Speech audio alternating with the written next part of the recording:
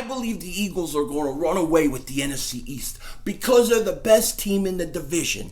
But there is a lot of individual talent in the NFC East, a lot of good players. And the question is who's the best at each position? You got Saquon Barkley versus Zeke Elliott. You got Alshon Jeffrey versus Amari Cooper. You got Carson Wentz versus Dak Prescott. And you can't forget about my man. You can't forget about my man. He's going to do a play like this. It's going to be Carson Wentz at the 20-yard line. Carson, under center. No, center. Yellow. Quick. Carson, back to pass. Play action. He's looking. He's pumping. Now he's going long. He's got Marken Michel at the 20. At the 10. 5. Touchdown. Eagles. Marken Michel. Who? Marken Michel. Who is that, fat boy? Go have another donut. Keep feeding your fat face.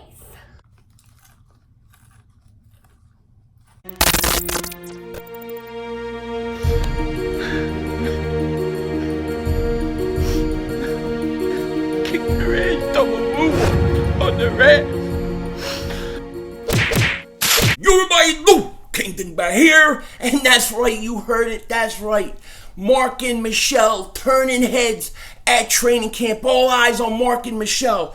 Not Marken Michel. Marken Michel, one person. I don't think that other stuff is going on at Minicamp. At least we don't know of it. No Marken Michel, just Marken Michel. Okay, yes, Marken Michel is one person, but he's turning heads at training camp. So a lot of people are saying a lot of good things about this kid, and I know it's Minicamp and we gotta hold our horses and all that crap, but I'm hearing a lot of good things about him. They're saying that he reminds them of DeAndre Carter, and I liked DeAndre Carter last year. So I can't wait to talk more about him and more about the Eagles today at Minicamp and their practice later in this video. But before I do that, there's something else I want to talk about. Oh my gosh, Philly 500 has something else to say. Don't I ever shut up? Right? That's what you're probably thinking, but I do. I got something else to say. Now, I was on Bad Dog's channel earlier today. Okay, now shout out to Bad Dog. I'm going to be on his channel tonight talking football and whatever else. So I'm going to put his link in the description. Come join us. If you haven't, sub him up. The man with the worst, ugliest feet of all YouTube, and come hang out with us. It'll be fun. But he did a video and he was talking about Saquon Barkley versus Zeke Elliott and who is better. Now, I love these kind of debates. I'm a sucker for these kind of things. I just love it, you know what I mean? And he basically told his opinion, and he got the idea, I guess, from watching the Eagle Speed video. And shout out to Eagle Speed. I'm glad to see him back doing videos. He took a while off, and it's nice to see him back. And, you know, he got in shape. He's looking good, man. He's ready to go out and get some girls. Yo, baby, how you doing? This body was made to give you pleasure. And Eagle Speed, I'm sure he's going to do all that. But shout out to Eagle Speed. I'm going to put his link to his channel in the description. Sub him up. And, hey, he looks great. He got in shape. He lost a lot of weight. And he's an inspiration for me because I got a lot of work to do. And I can look at him and say, yeah, man, look, it can be done. It's possible. So shout out to Eagle Speed. So great job by him, no doubt about it. Now, they got me thinking about the NFC over the next 3-4 years. And it's very interesting to me because if you look at the NFC East in the National Football League, it's the only division where every team has won a championship, okay? Not only that, but the Eagles and the Cowboys have franchise quarterbacks. They got their franchise quarterbacks already, okay? But what did the Redskins and what did the Giants do this year? They went out and they got franchise quarterbacks. And if, for some reason, Haskins and Daniel Jones, especially Daniel Jones, because I don't know what he is. I think he may stink, but we'll have to see. But if those guys develop into being actually like really good quarterbacks, you'll have a division where you'll have 4 franchise quarterbacks who are all good, all young, and in their prime. I mean, you could be a situation where the NFC East could dominate the NFL for years and years and years. And pretty much whoever comes out of that NFC East is going to go to the Super Bowl. It has that kind of potential if these quarterbacks can develop. So you got to keep that in mind. It's something interesting to watch for down the road. I think Haskins is going to be good, just to say. Now, as far as the whole Barkley versus Zeke Elliott thing,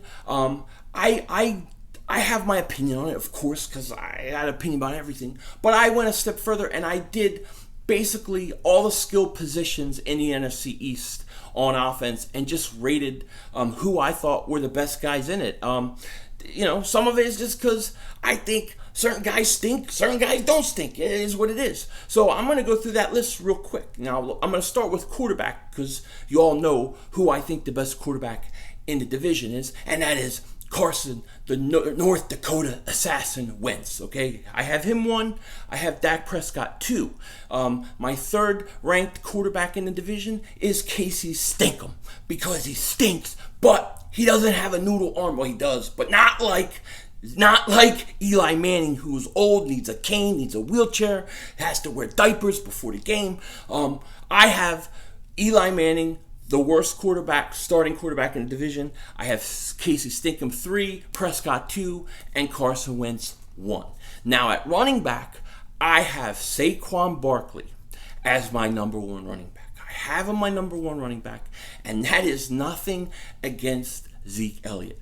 I have to tell you, when we're dealing with Saquon Barkley, when we're dealing with him, I am going to have years of therapy to get over my hurt that I had when he went from Penn State to the New York Giants, because I know how good he was going to be, and I hate liking the guy, but he's a great running back.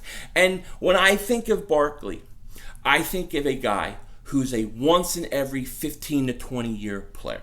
He's a once in every 15 to 20 year player, a guy whose ceiling is not just the Hall of Fame, but I think when it's all said and done, he could be compared with names with guys like Barry Sanders, okay? I think he has top 5 of all time potential.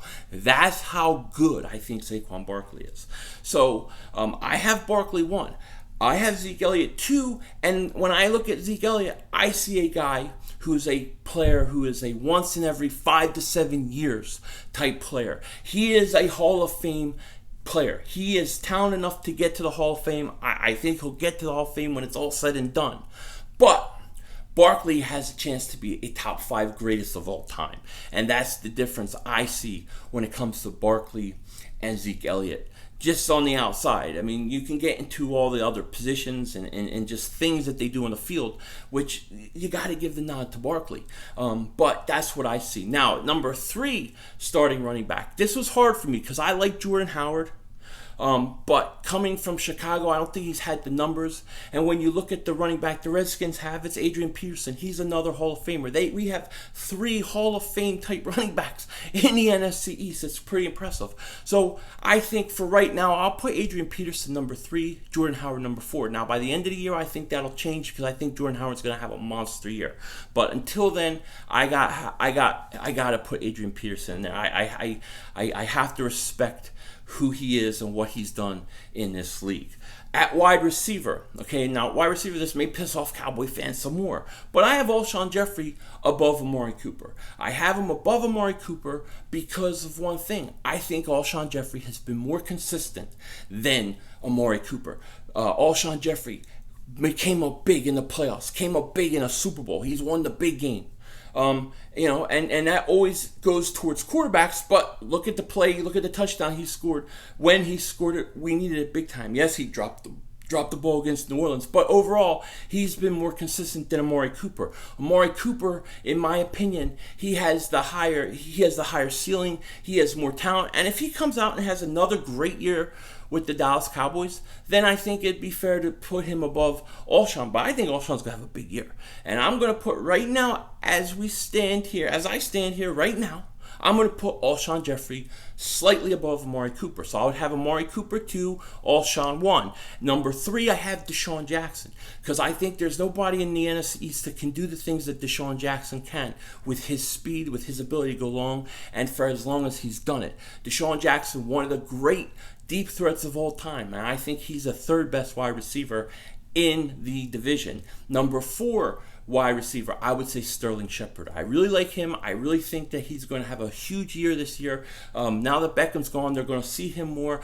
I expect him to be on the outside more than in the inside, but I think he's going to be a really good player. So I have him 4. So my top 4 receivers would be Alshon Jeffrey, Amari Cooper, Desean Jackson, and then Sterling Shepard. Now, at the tight end position, it's very simple. It's Zach Ertz 1, Dallas Goedert 2, Jordan Reed 3, and Evan Ingram 4. Those are my 4 tight ends. And basically that's pretty much how I see the NFC East skill position and the ranking. Now, if you wanted to do slot wide receivers or something like that, I would have Nelson Aguilar 1. Then I would have Golden Tate number 2 because I expect him to play the slot for the New York Giants. And then I would probably have Randall Cobb 3. And that's kind of how I would see it. But I want to hear, what are your positional rankings for the skill position in the NFC East? I want to hear it. Eventually, one day, I want to do the offensive line and the defense too. But right now, I'm just doing wide receiver, quarterback, running back, tight end. So let me know what you think because it's interesting. I definitely love these kind of debates. Day 2 of minicamp just concluded not too long ago, and by everything we're hearing, everything is going really, really well. Now, as far as who practiced today and who didn't, the guys that didn't practice today, who were there, they had their jersey on, they watched practice, but they couldn't participate, was Jalen Mills, Miles Sanders, who has the hamstring problem, and he should be ready to go training camp. That's what they're saying. Corey Clement, Nelson Aguilar. Now, he has an injury too, and I don't really know what it is, but they're saying that he should be good to go by training camp, but he didn't practice. Shelton Gibson didn't practice, and of course, Brandon Brooks still can't practice coming back from his injury. There were guys doing individual drills and some working with the trainers. Ronald Darby, Derek Barnett, Rodney McLeod, they were doing individual drills, and then you have Fletcher Cox and Nigel Bradham who were working with trainers. Other than that, everybody was there, everybody was participating, and the name that I heard the most about was Marken Michel. Marken Michel, he's, 5'11", 191 pounds, 25 years old. He's coming over from the CFL, and everything I'm hearing about this kid is that he has a shot. He has a shot like DeAndre Carter had a shot last year to maybe make this roster. He's a dark horse, and he's going to have a great preseason, but he's getting a lot of reps right now. He's getting a lot of reps because Nelson Aguilar is not practicing. So he's getting a lot of reps in the slot, and he's getting a chance to go out there with Carson Wentz, and he's taking advantage. And everybody's saying this kid's very, very impressive, very quick, very fast, and he's making a lot of plays. So we got to keep our eye on him because he's the main guy. Everybody that I've talked to today or read anything about it was Marken Michel. Marken Michel. Now, we can't get too excited. Let's wait to see what preseason is. But they're saying he's a dark horse candidate to make it, much like DeAndre Carter was. So we'll see how that goes. I heard Carson Wentz had a pretty good day altogether. He had a couple bad throws. He threw one interception that was really a great pickoff by Avonte Maddox, who just made a great play. He had a very strong practice. He's having a strong minicamp, Avonte Maddox. So that's very, very cool. But one other pass was a bad pass. I think Sendejo picked it off. It was just a bad pass by Carson. So he had a couple bad passes. Everything wasn't perfect. But overall, he was throwing some balls that they're saying like this looked like the kid from 2017. Some of the passes he made were unbelievable. Now to start the whole practice off, he hits Desean Jackson on a bomb. He beats Rasul Douglas. And the connection between Desean Jackson and Carson Wentz is real, and it's growing. So they practice. He went to Desean Jackson a lot. He only went to him I don't even know if he threw to him yesterday at all, but he threw to him 5 times today, and I think 2 to start off practice, and he hit on both of them. The red zone is looking like it's going to be nasty. It's going to be nasty. They're putting Ertz, Goddard out there together, which you're going to see a lot of the 2 tight ends this year. You're going to see a lot, and it's going to be so effective, especially with Desean Jackson. But in the red zone, they would have Ertz, Goddard, then you have Alshon, then you have Arcega-Whiteside, which is, I think that this red zone offense is going to be impressive. Now, I'm hearing very good things about the running backs as a whole. Jordan Howard, they said, has been very, very impressive, especially his receiving ability out of the backfield is something that people might not have known he had in Chicago because he's looking good doing it. Boston Scott is having a strong minicamp, had a strong day today, and Wendell Smallwood had a really good day today. And yesterday, they said Donnell Pumphrey had a really good day. So you're getting a lot of stuff from these running backs, and they're looking good. Now we're going to see what happens when preseason comes and the pads come on and you start getting hit. You know what I mean? Like a guy like Donnell Pumphrey, I think that's when it really shows, because he looks like a deer in headlights to me on the field when the hitting is live. But the Eagles today, 11-11, 7-7, absolutely fantastic. Carson Wentz continues to look good. And that's pretty much day 2 of minicamp. At least what I took out of it. There's more practice tomorrow, and we're getting ready to finish up minicamp. We're gonna have 6 weeks of nothing, and it's going to be interesting. But that's what happened at minicamp today. Tell me what you think in the comment section. With that said, take care. Talk to you later, and I'll see you later on tonight on Bad Dogs channel, talking football and whatever. With that said, take care. Talk to you later. Don't be a dingbat.